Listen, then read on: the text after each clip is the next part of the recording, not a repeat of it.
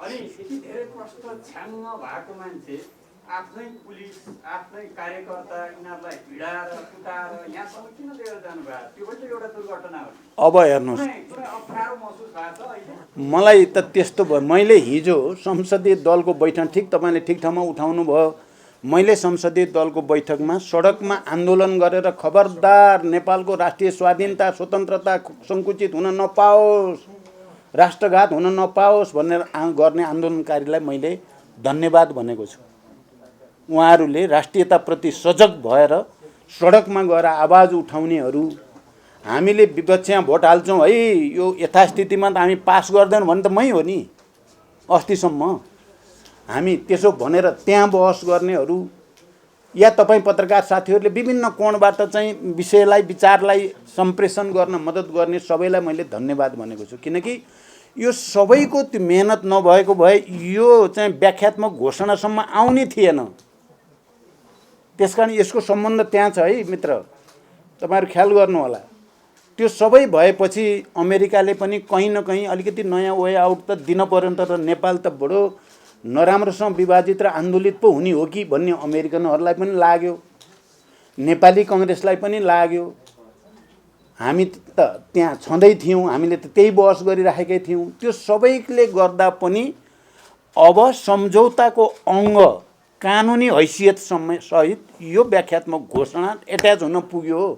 चुपचाप बसेको भए त पोहोर साल कुरा जति बेला मैले कुनै न कुनै प्रस्ताव चाहिँ पारित गर्न पर्छ सङ्कल्प भए पनि भन्ने कुरा राख्दा केपीजीले अक्षर एउटा पनि चेन्ज हुन सक्दैन भन्ने स्थिति भएको भए यो हुन्थ्यो त भन्दा यो त आम जनताको पनि पहलकदमी, सबैको पनि सहभागिताले एउटा समस्या समाधानको बिन्दुमा पुग्न त्यसले मद्दत गर्यो।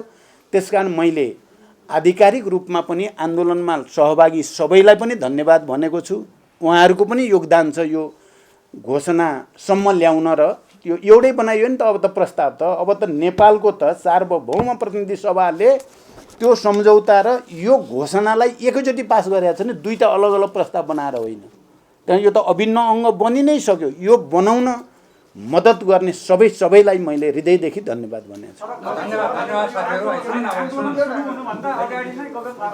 अहिले तपाईँहरू बडो उत्साहको साथै भन्नु पर्यो, अलि व्यापक रूपमा नै उपस्थित हुनुभएछ, यो राम्रै कुरा भयो। मैले सुरुमा राख्दा नेपालको राजनैतिक प्रक्रियामा धेरै उतार चढावहरू हुँदै आएका छन्। हरेक पटक हामी सम्भावनाको एकातिर र अवसरको अर्कोतिरको दोसाँधबाट अगाडि बढ्दै आएका छौँ। तपाईँ हामीले हेऱ्यो भने युद्धबाट शान्तिमा आउँदा, शान्ति सम्झौतामा हस्ताक्षर गर्दा, संविधान सभाको निर्वाचन गर्दा दुई पटक, अनि संविधान सभाबाट संविधान र निर्वाचन प्रक्रियातिर सिँगै राष्ट्रलाई लिएर जानुपर्ने ऐतिहासिक दायित्व पुरा गर्ने क्रममा पनि नेपालको राजनीतिमा के होला कि नहोला भने जस्तो जहिले पनि एउटा त्यस्तो स्थितिबाट हामी गुज्रेर आएका छौँ। तपाईँहरूलाई पक्कै अझ बढी सम्झना छ। संविधान सभाबाट संविधान बन्ला कि नबन्ला, पहिलो संविधान सभा असफल भइसकेपछि दोस्रो संविधान सभाको निर्वाचन जो अपवादको रूपमा नेपालमा भयो। प्राय संविधान सभाको निर्वाचन एउटै देशमा एउटै कालखण्डमा दुईचोटि हुँदैन। त्यति बेला पनि आम जनता र सबै नेपालीहरू कुनै न कुनै रूपमा बडो चाहिँ जटिल अवस्थाको सामना गरेकै हो। संविधान बनिसकेपछि चुनाव होला कि नहोला, चुनाव भइसकेपछि फेरि सिँगै राष्ट्र तराई मधेस पहाड हिमाल सबै नै निर्वाचन प्रक्रियामा सहभागी होला कि नहोला, यस्तैबाट गुज्रिँदै हामी आयौँ।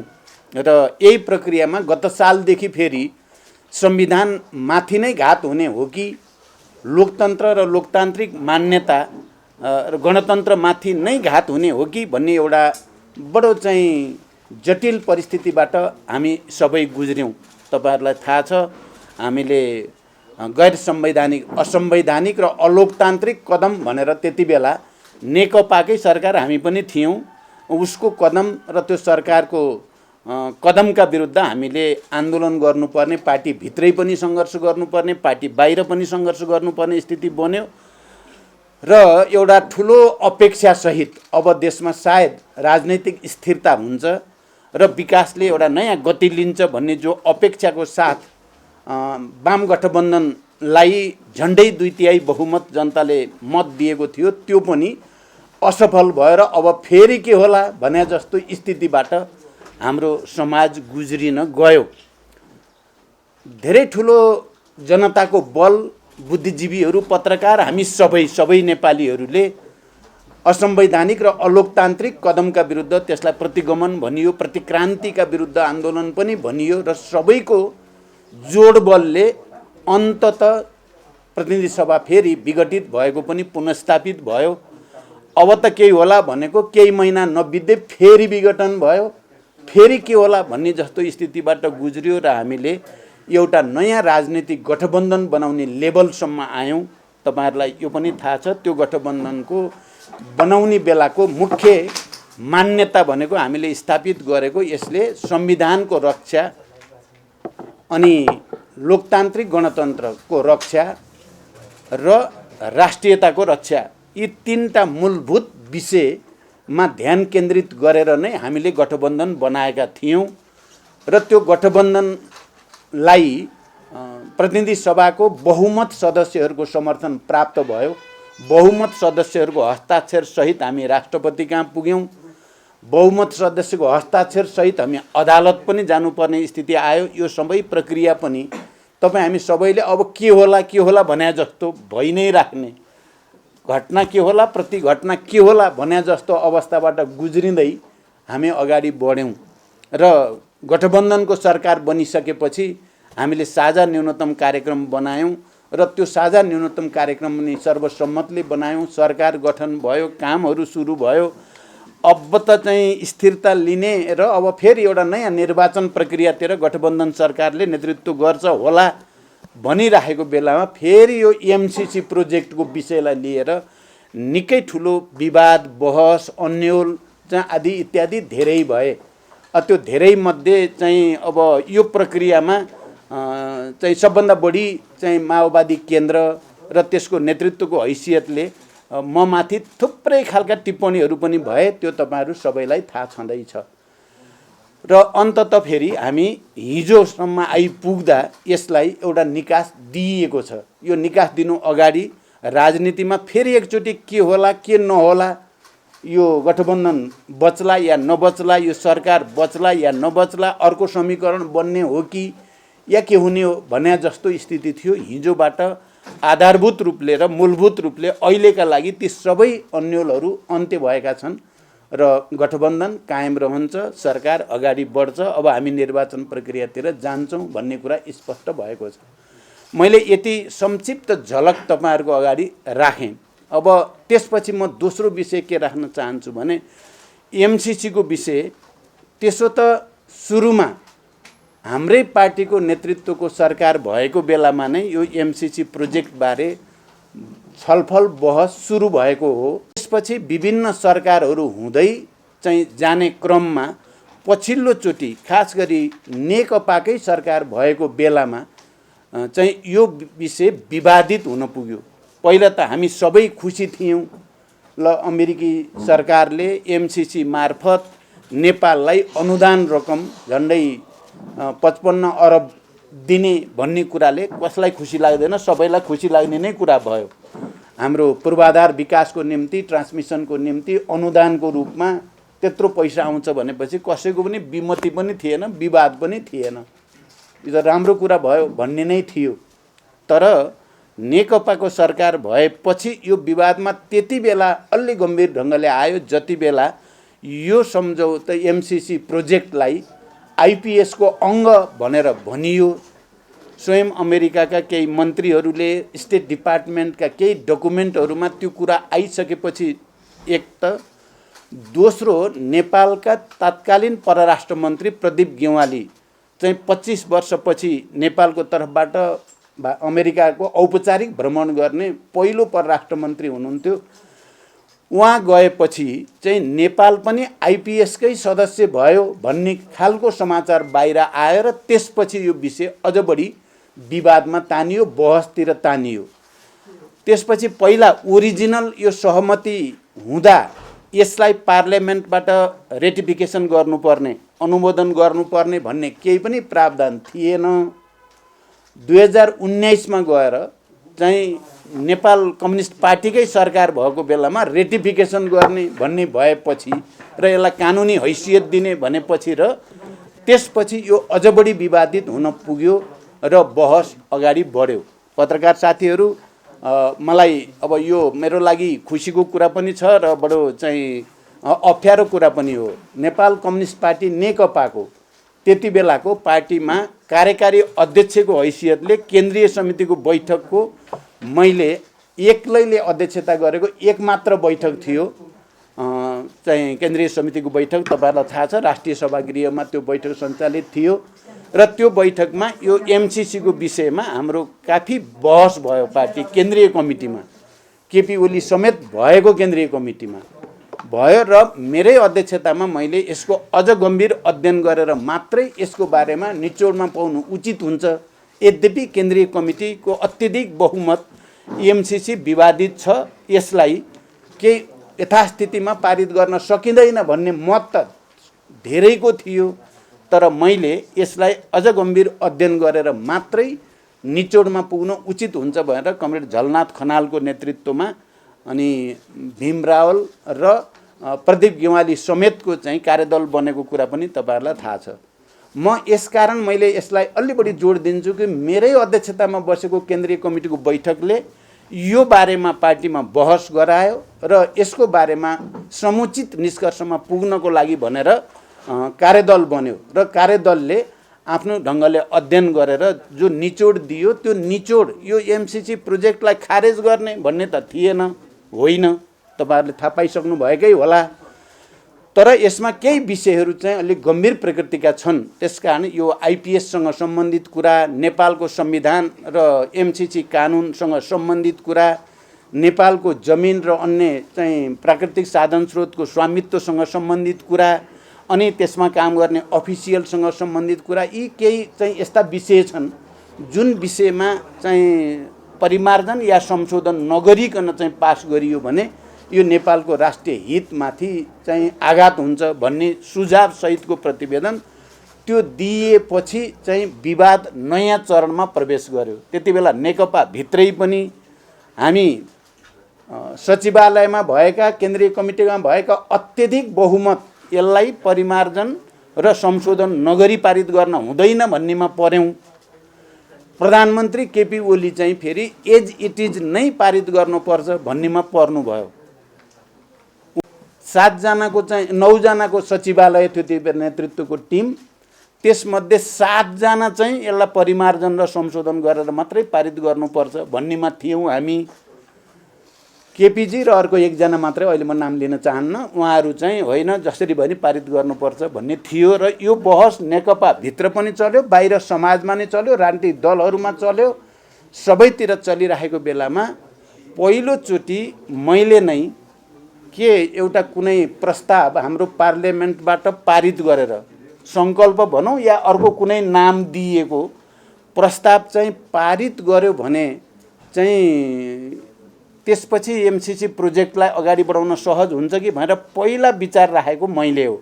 पत्रकार साथीहरू, तपाईँहरूलाई स्पष्ट होस् र आम जनतालाई पनि म प्रश्न गर्न चाहन्छु, मैले कुनै न कुनै प्रस्ताव पार्लियामेन्टबाट पारित गरेर यसलाई परिमार्जन भनौँ या यसलाई स्पष्ट पार्ने गरी जान सकियो भने समस्या समाधान हुन्छ कि भने। तर त्यति बेला अहिलेका प्रधानमन्त्री शेरबहादुर देउवा प्रतिपक्षको नेता हुनुहुन्थ्यो, चाहिँ यसलाई चाहिँ पारित गर्दा राम्रो हुन्छ भन्दाखेरि मैले कुनै प्रस्ताव पार्लियामेन्टबाट पारित गरेपछि चाहिँ त्यसले सहज हुन्छ कि भन्ने कुरा मैले गर्दा ल ठिक छ भनेर उहाँ सहमत हुनुभएको थियो। उहाँ प्रतिपक्षको नेता हुनुहुन्थ्यो। मैले त्यो कुरा राख्दा उहाँले ठिक छ ल सङ्कल्प भनौँ या अर्को केही भनौँ, एउटा प्रस्ताव पार्लियामेन्टबाट पारित गरौँ र एमसिसीलाई त्यसैसँगै एकैचोटि पारित गरौँ भन्ने कुरा त्यति बेला भयो। यो कुरा पनि मैले आज स्पष्ट गर्नुपर्छ कि त्यति बेला चाहिँ केपी ओली जो प्रधानमन्त्री हुनुहुन्थ्यो, हाम्रै पार्टीमै हुनुहुन्थ्यो, उहाँले चाहिँ सङ्कल्प या अरू कुनै पनि प्रस्ताव चाहिँ जरुरी छैन, एक अक्षर पनि चेन्ज गर्न सकिँदैन, त्यसकारण चाहिँ प्रचण्डहरूले जे भन्न खोजेका छन् त्यसमा मेरो सहमति छैन भनेर चाहिँ शेरबहादुरजीलाई केपीजीले पटक पटक भन्दा नमानेपछि कुनै पनि प्रस्ताव त्यति बेला पारित हुन नसकेको हो। यो कुरा सायद बाहिर अहिलेसम्म आएको छैन। आज म तपाईँहरूलाई प्रष्टसँग भन्न चाहन्छु, कुरा त्यहाँसम्म पुगेको थियो। तर त्यसपछि त प्रतिनिधि सभा विघटन भयो, के भयो, मैले अघि चाहिँ संक्षिप्तमा चाहिँ पृष्ठभूमि राखि नै हालेँ। र पछि चाहिँ जब विवाद चर्किँदै गयो, यता गठबन्धन बन्यो, हाम्रो चिन्ता चाहिँ के हो भने यो विषयले कहीँ कतै हामी जो प्रतिगमनका विरुद्ध लड्ने भनेर आन्दोलित पनि भयौँ, संविधानको रक्षा, सङ्घीय लोकतान्त्रिक गणतन्त्रको रक्षा, समावेशी समानुपातिकताको रक्षा भनेर सडकबाट र सबैतिरबाट सबै सेक्टर आन्दोलित भएर हामी पुनस्थापित भयौँ र अब अलिकति सुरक्षित भयौँ कि भनेको त एमसिसीको कारणले फेरि राजनीतिक दलहरूमा विभाजन, समाजमा विभाजन, राष्ट्र नै विभाजित मानसिकतामा जान थालेपछि मैले चाहिँ यो विषय चाहिँ यसो भयो भने यसको कालान्तरमा या अन्ततः हुन के जान्छ भने फेरि संविधानमाथि घात, फेरि लोकतन्त्रमाथि घात होला कि भनेर मैले यसलाई कुनै तरिकाको कुनै उपाय खोज्न सकिन्छ कि भन्ने सन्दर्भमा अलिकति ढिलो लैजाउँ, छलफल गरौँ। त्यसकारण तपाईँहरूले ध्यान दिनुभएकै होला, मैले पटक पटक राष्ट्रिय सहमति हुन उचित हुन्छ, यस्तो राष्ट्रिय महत्त्वको संवेदनशील विषय, जनतामा यति धेरै विवाद बहस भइरहेको विषयमा राष्ट्रिय सहमति गर्नु उचित हुन्छ भनेर मैले नै प्रस्ताव राखेको हो। र प्रधानमन्त्रीजी त्यसमा सहमत पनि हुनुहुन्थ्यो, गठबन्धनमा त्यसमा सहमति पनि भयो र पटक पटक बालुवाटारमा सर्वदलीय बैठक बोलाइयो पनि, प्रधानमन्त्रीजीले बोलाउनु भयो पनि, तर प्रतिपक्ष नआइदिँदा चाहिँ त्यो फेरि अगाडि जान सकेन। र मैले नै फेरि प्रधानमन्त्रीजीलाई बालकोट गएर भए पनि केपीजीसँग कुरा गर्न पर्यो र यसमा त उहाँको विमति हुने कुरा होइन हिजोदेखि। त्यही कारण राष्ट्रिय सहमति गरेर कसरी यसलाई अगाडि बढाउने, टुङ्गोमा लैजाउँ भनेर मेरो सुझाव चाहिँ मैले पटक पटक प्रधानमन्त्रीलाई दिएँ र त्यति बेला राष्ट्रिय सहमति बनाउने उद्देश्यले नै प्रधानमन्त्रीजी बालकोट गएर पनि यसमा तपाईँले मद्दत गर्नु पर्यो पनि भन्नुभयो। तर नेकपा एमाले केपीजीले अर्कै इस्यु जो लिएर चाहिँ सदन अवरोध गर्नु भएको छ, त्यही नै सभामुख हटाउनु पर्ने, 14 जना सांसद गैर सांसदलाई सांसद हुन आदि इत्यादि तपाईँहरूले बुझिराख्नु भएकै छ। त्यही कुरा भन्नुभयो भन्ने भयो र त्यो सम्भव भएन। अब यतापट्टि दबाब बढ्दै गएपछि मैले प्रधानमन्त्रीसँग समेत बसेर हामी सकारात्मक ढङ्गले नै सोध्दैछौँ, हामी सबै दलहरूको बिचमा अनि समझदारी बनाउनु पर्या छ। मैले त्यहाँ चाहिँ गरेको पत्रकार बुद्धिजीवीहरूसँग पनि हामी सहमति समझदारी बनाउन कोसिस गर्छौँ र हामी अन्ततः यसलाई सकारात्मक ढङ्गले नै ल्यान्डिङ गर्छौँ भन्ने पत्र लेखियो। त्यो पत्र लेखेपछि त यति धेरै विवाद छताछ, त्यो पत्र बाहिर आएपछि अब तपाईँहरूले थाहा पाउनु भएको छ। मलाई त मानौँ म त भिलेनै जस्तो, डबल डिलर जस्तो के कति दिनसम्म त त्यही नै चाहिँ चलि नै राख्यो। जबकि मेरो मनसाय, म पुरै गम्भीरताको साथ तपाईँहरूको अगाडि र तपाईँहरू मार्फत आम नेपाली जनता मेरो चाहना चाहिँ राष्ट्रिय सहमति बनोस्, सबैको यस्तो विषयमा विवादित भएर विभाजित समाज बन्न नजाओस्। यसकै कारणले संविधानै फेरि खतरामा पर्ने, लोकतन्त्रै फेरि खतरामा पर्ने हो कि भन्ने जो चित्र देखिन थाल्यो त्यस्तो नहोस् भन्ने मात्रै मेरो मनसाय थियो। कसैलाई झुक्क्याउनु ठग्नु त मेरो मनसाय थिएन। तर मेरो त्यो इमान्दार प्रयास राष्ट्रिय सहमति गर्ने, सबैको बिचमा समझदारी बनाउने मेरो प्रयासलाई यति धेरै के भन्ने त्यसलाई विद्रूपीकरण गरियो भनौँ, यति धेरै भल्गराइज भयो कि मानौ प्रचण्ड भन्ने मान्छे त के हो भन्या जस्तो गरिकन प्रचार भयो। जबकि त्यो त्यस्तो थिएन, कहीँ न कहीँ राष्ट्रिय सहमति बनाउने भन्ने नै थियो। पछि तपाईँहरूले यो पनि देख्नु, त्यो सहमति बनाउने उद्देश्यको साथ नै प्रधानमन्त्री, म र केपी ओली बालुवाटारमा एउटा बैठक, किनकि केपी ओली माधव भएको ठाउँमा आउनै नचाहने, अनि मैले पहिल्यै माधवजीसँग कुरा गरेर अब तपाईँलाई त उहाँले चाहिँ अब भएपछि उपस्थितै हुनुहुन्न, त्यसो भएर तपाईँ चाहिँ हाम्रो कुरो मिलेकै छ, हामी कुरा गर्छौँ भनेर उहाँ समेतको सहमति लिएर अनि हामी बालुवाटारमा बैठक बस्यौँ। र मैले के भने यो अब एमसिसी जटिल हुँदै गयो, हुँदा यसले गर्दा राष्ट्रिय हाम्रो एकता नै खलबलिएला जस्तो। राजनीतिक दल मैले भन्दाखेरि चाहिँ वास्तवमा विस्तृत शान्ति सम्झौतापछि नेपालमा एउटा नयाँ खालको राजनैतिक एकता बनेकै हो, नयाँ राष्ट्रिय एकता पनि बनेको हो। संविधान सभाबाट संविधान बनेपछि समावेशी समानुपातिकताको आधारमा एउटा नयाँ प्रतिनिधित्व प्रणालीको राज्य पनि बनेकै हो। अब यो एमसिसीकै कारणले नै यो भत्किने हो कि भन्ने चिन्ताले मैले त्यो दिन राखेको थिएँ 3 जना नेताको अगाडि 2 जना भनौँ। मैले भने कि तपाईहरू दुवै पक्षको पहिले नै विदाउट रिजर्भेसन यो एमसिसी पास गर्ने, बिना शर्त पास गर्ने भन्ने हो। तपाईहरू 2 जना मिलेर पास गर्नुभयो भने हामी अलिकति विमतिवाला पर्यौँ, बिना परिमार्जन बिना संशोधन हुँदैन भन्नेवाला हामी पर्यौँ। हामीलाई त्यही भन्न दिनुहोस्, तपाईहरू मिलेको चाहिँ मिलेर पास गर्नुहोस्, यसले के फरक पर्छ भन्ने प्रस्ताव थियो मेरो। त्यो प्रस्ताव पनि राष्ट्रिय सहमतिको एउटा विकल्प थियो, त्यो समझदारीबाट यसलाई टुङ्ग्याइदिने विकल्प थियो। तर त्यसमा पनि सहमति भएन।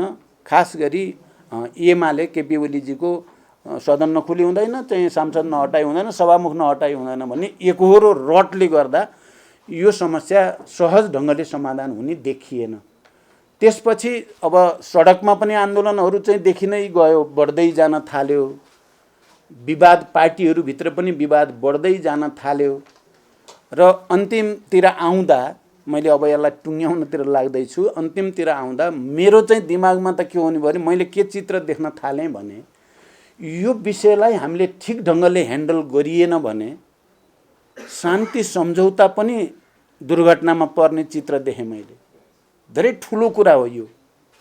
शान्ति सम्झौताका बाँकी काम जो पुरा गर्नु छ हामीले, त्यो नै दुर्घटनामा पर्ने खतरा, संविधान त डिरेल हुने खतरा, यो सरकार जाने अर्को सरकार आउने मात्रै हुने देखिएन। यो गठबन्धन टुट्यो भने सरकार एउटा थियो अर्को आयो मात्रै हुने देखिएन। धेरै चिज उल्टिने खतरा देखियो।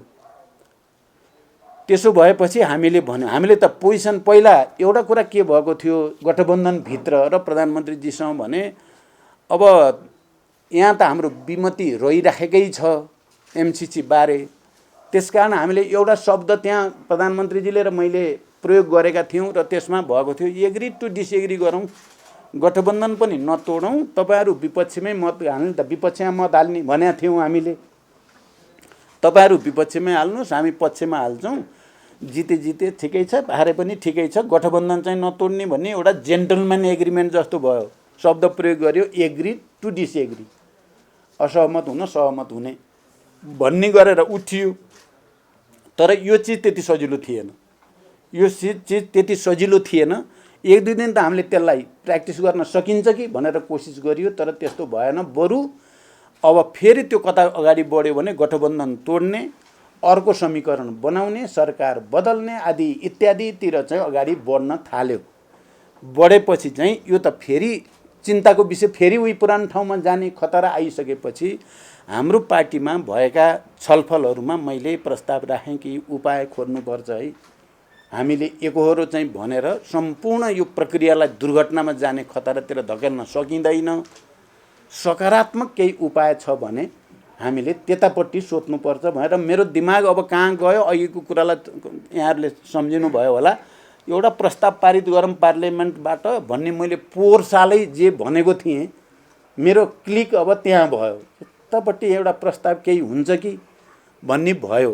यही क्रममा चाहिँ हाम्रा पुराना एकजना कर्मचारी, तपाईँहरूले नै चिन्नुहुन्छ, धेरै समयसम्म परराष्ट्र सचिव हुनुभएको, सार्कको महासचिव पनि हुनुभएको थियो सचिवालयको, डाक्टर अर्जुन बहादुर थापा, उहाँसँग भेटियो र केही उपाय हुन सक्छ भन्ने छलफल गर्दा उहाँले थोरै उपाय मलाई बताउनु भयो। त्यति बेला म, झलनाथ खनाल र नारायण काजी सँगै थियौँ र हामी सँगै बसेर उहाँको कुरो सुन्दै जाँदा थोरै इन्लाइटन जस्तो हुन्छ नि, यहाँनिर रहेछ है चाहिँ बाटो छिर्ने बाटो। उहाँले बताएको अरू लामो त अहिले मैले भन्नु परेन, तपाईँहरूले बुझिराख्नु भएकै छ। उहाँले मेनली के बताउनु भयो भने माने अन्तर्राष्ट्रिय कानुनको, उहाँ गोल्ड मेडलिस्ट पनि हुनुहुँदो रहेछ र धेरै वर्ष गर्दाखेरि बुझ्नु, अन्तर्राष्ट्रिय कानुनको र दुई देशको बिचको शान्ति के अरे सम्झौता सन्धि ऐन अन्तर्गत आउने कुराको हकमा जेनेभा कन्भेन्सन अथवा के अरे जेनेभा भन्न आयो, भियना कन्भेन्सन अनुसार चाहिँ एउटा पक्षले आधिकारिक ढङ्गले त्यस्तो व्याख्यात्मक घोषणा गर्यो पार्लियामेन्टबाट भने त्यसको कानुनी मान्यता हुन्छ, अर्को पक्षले मान्न पर्छ, इन्टरनेसनल कोर्टमा पनि त्यो मान्यता प्राप्त हुन्छ भन्ने कुरा र यही एउटा उपाय हो भनेर उहाँले बताउनु भयो र हामीलाई कहीँ न कहीँ उज्यालो देखिया जस्तो, यसको समस्या अब समाधान हुने ठाउँतिर गयो भने जस्तो भयो।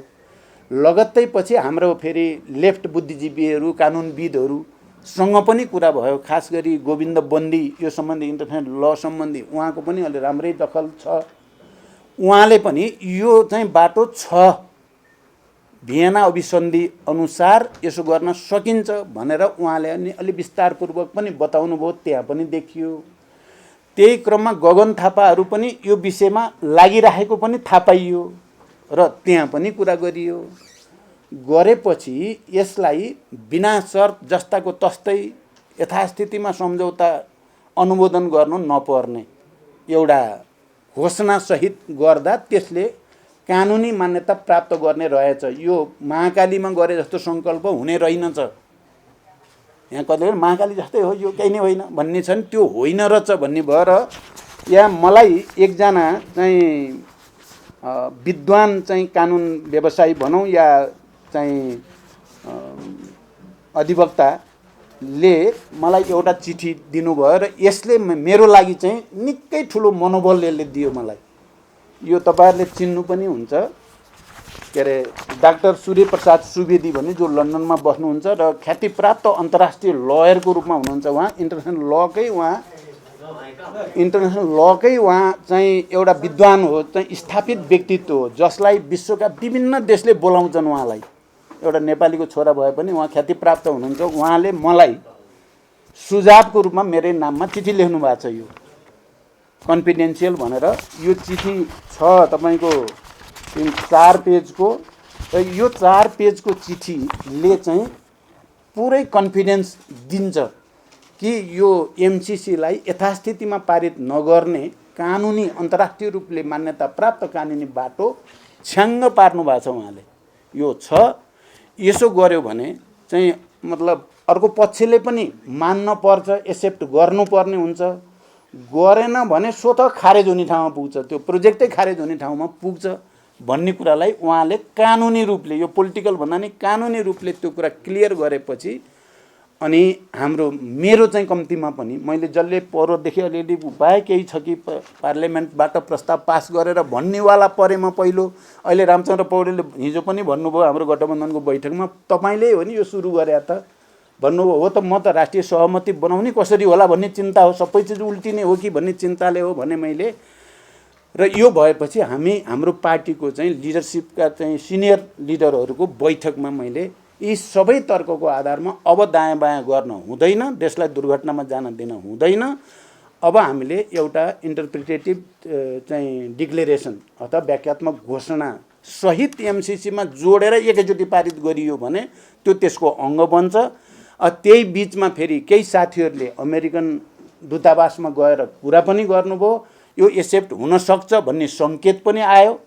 त्यो सङ्केत आइसकेपछि र यसको सबै चाहिँ लिगल चाहिँ परिस्थितिहरूको चाहिँ विचार गरिसकेपछि हाम्रो पार्टीमा हामीले यसलाई अब यो घोषणासहित पारित गरिदिनुपर्छ भन्ने निर्णय गरियो। यद्यपि केही साथीहरूको विमति रह्यो, तपाईँहरूले थाहा पाइराख्नु भएकै छ। त्यसपछि तुरन्तै गठबन्धनको बैठक बसियो र हिजो बेलुकासम्म आउँदा यो पारित भयो।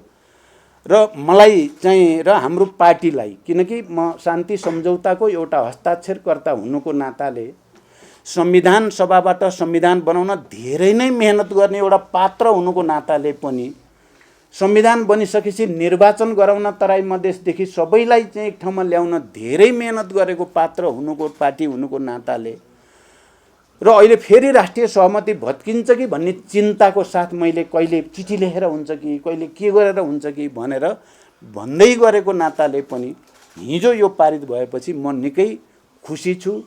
देश दुर्घटनाबाट बच्यो, संविधान बच्यो, गठबन्धन बच्ने कुरा त त्यति ठुलो मान्दिनँ म चाहिँ। संविधानै, किनभने पोहोर साल त हामी त्यही हो नि, अब त्यही प्रवृत्तिहरू एक ठाउँमा जाने स्थिति बन्यो भने त अप्ठ्यारो आउँछ। त्यसबाट बचेको छ र यसले कानुनी र वैधानिक बाटो प्राप्त गरेको छ। यो विशुद्ध हामीले पहिला गरेको आफ्नो सङ्कल्प मात्रै होइन, यो इन्टरनेसनल लद्वारा इस्टाब्लिस भएको प्रक्रिया र मान्यता हो। अहिले कतिपय साथीहरूलाई होइन यो कागजको खस्तो हो, यसको केही अर्थै छैन, यो ठगपत्र हो के भन्छन्, निकै ठुलो भ्रम छर्छन्। हामी सबैले गर्व गर्नुपर्छ, राष्ट्र फेरि एकताबद्ध भएको छ, राजनीतिक दलहरू फेरि एक ठाउँमा उभिएका छन्, नेपाली समाज विभाजित हुनबाट बचेको छ र विकास निर्माणको निम्ति आएको परियोजनालाई हामीले हिजो 12 बुँदे जो चाहिँ घोषणा गरेका छौँ त्यसले आर्थिक परियोजनाको रूपमा विकासलाई पनि निकास दिएको छ। हाम्रो राष्ट्रिय सार्वभौमिकता, हाम्रो भौगोलिक अखण्डता, हाम्रो असंलग्न नीति, हाम्रो संविधान, हाम्रो कानुन, हाम्रो सेक्युरिटी सिस्टमलाई पनि राम्रैसँग हाम्रो स्वतन्त्र अडान चाहिँ हिजोबाट स्थापित भएको छ। यसमा हामी सबैले यसलाई सकारात्मक ढङ्गले हेर्नु, सकारात्मक ढङ्गले स्थापित गर्न जरुरी छ भनेर म भन्न चाहन्छु। धन्यवाद। मैले राख्ने कुरा अलि लामो भयो क्यारे, मैले सकेँ। अमेरिकन दूतावासमा जानुभन्दा अगाडि नै यी डकुमेन्टहरू म कहाँ आइपुगेका थिए र मैले आफ्नो ढङ्गले स्वतन्त्र निर्णय गरेको हो। गरेपछि यसलाई अमेरिकाले पनि एक्सेप्ट गरिदियो भने राम्रो कुरा हुन्छ भनेर पछि गइया हो र त्यसलाई अमेरिकाको पनि सकारात्मक आएपछि त झन् राम्रो कुरा भयो। भनेपछि अब तपाईँको पार्टीको देव गुरुङहरू, नारायण श्रेष्ठज्यूहरूले जुन प्रतिक्रिया जनाइराख्नु भएको छ यस सम्बन्धमा तपाईँको भनाइ के छ? देव गुरुङजीको अहिले त्यस्तो केही नेगेटिभ छैन। उहाँ पार्टीको जे निर्णय हो त्यसलाई इमान्दारिता साथ पालन गर्नुपर्छ भन्ने ठाउँमा आइसक्नु भएको छ। पहिला उहाँका अलिकति भनाइहरू थिए उहाँले एक खालको, तर गुरुङजीको अहिले कहीँ कतै नेगेटिभ टिप्पणी छैन। हिजो तपाईँहरूले देख्नुभयो हाम्रो संसदीय दलको बैठकमा या चाहिँ सदनमा पनि उहाँले पुरै गम्भीरताको साथ पार्टीको निर्णय कार्यान्वयनमा लाग्नुभयो सक्रियतापूर्वक। उहाँको होइन अब नारायण काजी कमरेडले राख्नुभयो, हामीले त्यति बेला भनेको अब तपाईँले मतभेद राख्ने अधिकार त हुन्छ पार्टीमा, सबै एकै मत हुनुपर्छ भन्ने छैन। मैले भने तपाईँ विचार राख्नुहोस्, त्यसलाई सम्मान गरिन्छ। केन्द्रीय समितिको बैठक आउँदैछ, केन्द्रीय समितिको बैठकमा तपाईँले व्यवस्थित रूपले राख्नुहोस्, त्यसमा पनि केही आपत्ति हुँदैन, म सम्मानै गर्छु। मैले पनि अस्तिसम्म चाहिँ यो बाटो चाहिँ पुरै क्लियर नहुँदासम्म चाहिँ समस्या हुन्छ भनेकै हो, तर अहिले म चाहिँ छ्याङ्ग भएको छु। यो राम्रो चिज हो भन्नेमा तपाईँको छ भने राख्नु, बाहिर चाहिँ नबोल्नुहोस् भन्ने भएको थियो, तर उहाँ बाहिर जानुभयो, उहाँलाई लाग्छ अब यो भनेपछि चाहिँ सबै भयभरका कार्यकर्ता मैतिर केन्द्रित हुन्छन् भन्ठान्नु भयो होला, जनता जति हर्रै मैतिर आउँछन् भन्ठान्नु भएको होला, तर उहाँले चाहिँ त्यसो नगर्नु राम्रो हुन्थ्यो। अझै पनि मैले के भने तपाईँ चाहिँ केन्द्रीय समितिमै व्यवस्थित रूपमा आफ्नो विचार राख्नु, बाहिर राखेर यो यसमा चाहिँ यसको एमसिसीको विरोध गर्ने बित्तिकै सबै जनता एकातिर आउने भए त हाम्रो चाहिँ बिचरा चाहिँ प्रेम सुवाल लगातार मुर्दाबादका मुर्दाबाद गर्नुभएको छ। नेपाल पुरै चाहिँ त्यहीँ जान पर्ने, अरू छन् नि मुर्दाबादका मुर्दाबाद भन्ने जति त सबै उतै लाग्न पर्ने, त्यस्तो हुँदैन। महाकालीमा बिचरा चाहिँ राष्ट्रघात भयो भनेर वामदेवजी पुरा चाहिँ केन्द्रीय समितिको त्यति बेला एमालेको केन्द्रीय समितिको झन्डै आधा केन्द्रीय लिडरहरू लिएर जानुभयो, भोट आउने बेलामा 0, एउटा नि जित्नु भएन। त्यहाँ कोही सेन्टिमेन्टमा आउनु पर्ने आवश्यकता छैन भन्ने हो मेरो। तर अब कसैलाई चाहिँ अब त्यही बाटो हिँड्न मन लाग्यो भने त कसले रोक्न सक्छ र? राजनीति त भोलिन्टियर कर्म हो नि, यो जबरजस्ती कसैले कसैलाई बाध्य पार्ने कुरा होइन। अनि अध्यक्ष जस्तो एउटा तपाईँ यति धेरै प्रश्न हुनुहुँदो रहेछ, गगन थापाको चर्चा हुन्थ्यो हो, तपाईँले प्रस्ताव सङ्कल्प प्रस्तावको कुरा गर्नुभएको सत्य हो। त्यो अमेरिकाले हस्ताक्षर चाहिँ गरेको छ, अमेरिकन कङ्ग्रेसले पास गरेका छैन मात्रै हो। भियना कन्भेन्सन हस्ताक्षर गरेका छैन भन्ने सत्य होइन। भियना कन्भेन्सनमा अमेरिकाले हस्ताक्षर गरेको छ, कङ्ग्रेसले स्वीकृत गरेको छैन। म यहाँ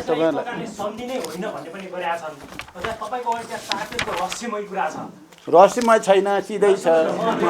तपाईँहरूले भन्नु भने म खुर्र पढ्दिन नि सक्छु। पढ्दिनु भन्दा पनि त्यसमा चाहिँ नेपालबाट परराष्ट्र मन्त्रालय हुँदै पठाएपछि चाहिँ त्यसले अमेरिकाले एग्री गरेको देखाउनु पर्ने अथवा त्यो प्रकारको सुझाव तपाईँले दिनु भएको छ कि छैन? त्यो पेपरमा के छ भनेर मैले रहस्यमय भन्नु खोजेँ। होइन, त्यो केही रहस्यमय छैन, यो चाहिँ गर्नै पर्छ भन्ने छ। अर्को पक्षले पनि त्यसलाई स्वीकार गर्नै होइन, उहाँ अर्को पक्षले नि गर्नै पर्छ त्यो कन्भेन्सन अनुसार। गरेन भने एमसिसी खारेज हुन्छ। हिजो अर्थमन्त्रीले बोलिसक्नु भयो नि, यति प्रष्ट छ क्या कुरा पत्रकार साथीहरू। अब तपाईँहरूले चाहिँ कमसेकम आजको यो तपाईँहरूको यो विस्तृत भेटघाटपछि म माथि अनावश्यक लान्छना र मैले नै बिगार्यो क्यारे भने जस्तो भएकोलाई प्लिज क्लियर गरिदिनुहोस्, यो देशको लागि, राष्ट्रको एकताको लागि, संविधानको रक्षा र लोकतन्त्रको रक्षाको लागि। धन्यवाद। उहाँहरू पनि शान्ति प्रक्रियामा आइ नै सक्नु भएको छ।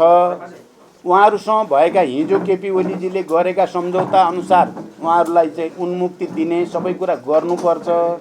उहाँले आफ्नो मत राखे पनि शान्तिपूर्ण र वैधानिक ढङ्गले नै जाने कुरा भएको हुनाले समस्या हुँदैन भन्ने लाग्छ।